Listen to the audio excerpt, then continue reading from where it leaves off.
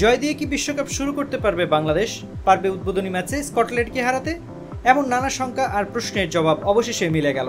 আরব আমিরাতের Sharjah cricket স্টেডিয়ামে উদ্বোধনী ম্যাচে স্কটল্যান্ডের মেয়েদের 16 রানের ব্যবধানে হারিয়ে বিশ্বকাপে শুভ সূচনা করেছে বাংলাদেশ নারী ক্রিকেট দল।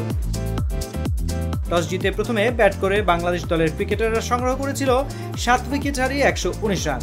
জবাব দিতে নেমে নির্ধারিত 20 ওভারে 7 উইকেট হারিয়ে 103 রান সংগ্রহ করে স্কটিশ মেয়েরা।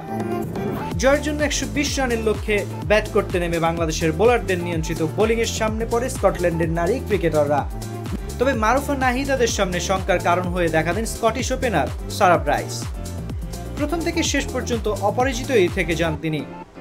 তবে তার করা 52 বলে অপরাজিত 49 রানের ইনিংসটি স্কটিশদের কোনো কাজেই আসেনি।